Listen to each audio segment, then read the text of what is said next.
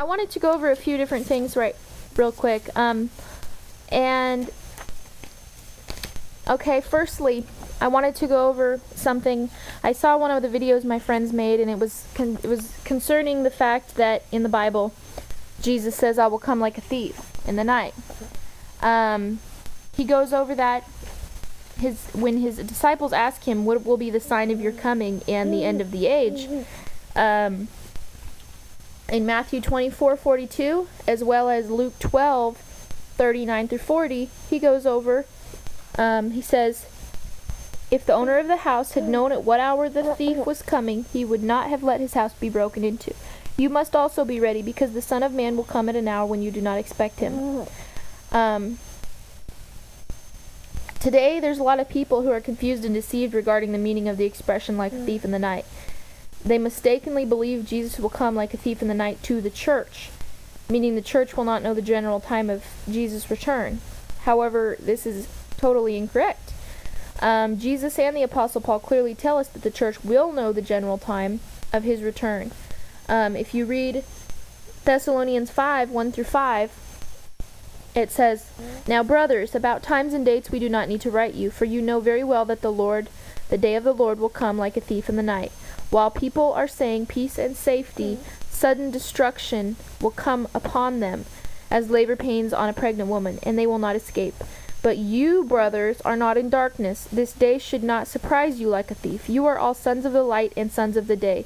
We do not belong to the night or the darkness."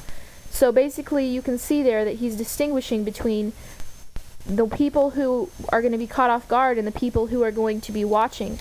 And we are commanded to watch and stay ready. Even if you go read Revelations 3:3, Jesus commands us to stay awake and to know the signs and to know when the time is near. And the time is near right now, folks. I also wanted to go over the fact that some people say, well, it's not right that we should try to figure everything out. Maybe who knows when it's going to happen. When it happens, it happens. We don't need to figure it out. Maybe even the fact that, maybe God's offended at us trying to figure everything out. Okay, well, I have a question. Why is it that more than half of the Bible is like prophetic, like revelatory? For example, the book of Daniel, the book of Revelations, even some parts of Joel, Isaiah, Jeremiah, that have not been fulfilled yet.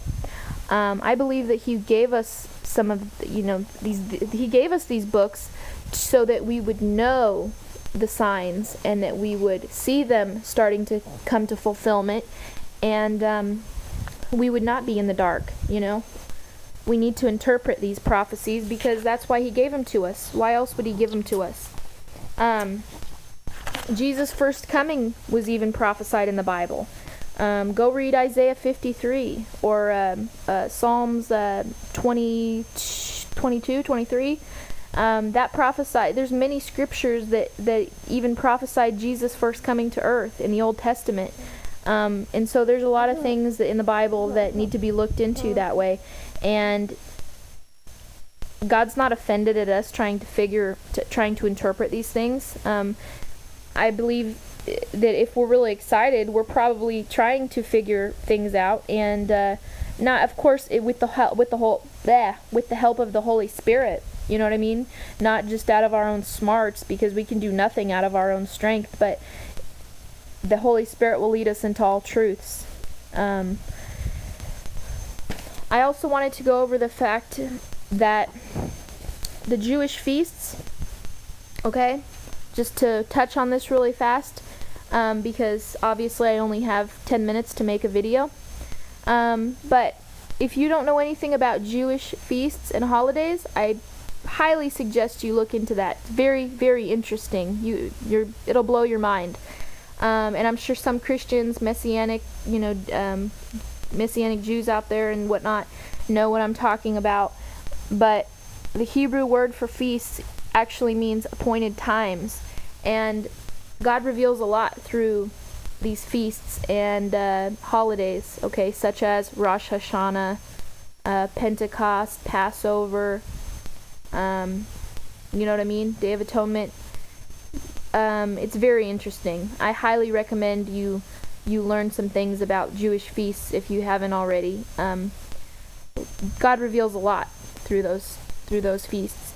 And I also wanted to just go over the fact that, we don't really know how long we have. I have a friend for the other day was telling me about, the fact that this boyfriend, he believes in like revelations in the Bible and that prophecy, that it's all coming to pass and whatnot right now. And, but he likes to party and smoke weed and, live it up. And I think maybe there's a lot of people like that out there. I don't know. But, he feels like, well, I'm just going to keep living it up and partying until I know Jesus is like right about to come back. Well, that's right now, you guys. And not only that, but today is the day of salvation. We don't know how long we have. We really don't know how long we have. You don't know how long you have. You could die tonight. You really don't know. You really don't know anything. So, today is the day of salvation, and it's not smart to play with God. If He's convicting your heart, if you need to get right with God, and don't grieve the Spirit. God will give us chance after chance. But in Genesis it says, the Holy Spirit will not strive with man forever. And if you're being sensitive to the Spirit right now, just remember the Lord promises to finish the good work He started in us. The Lord will perfect all which concerns us. Okay? We're a work in progress, but you don't want to grieve the Holy Spirit. So I just wanted to go over those things real quick, and have a great week, and I love you all.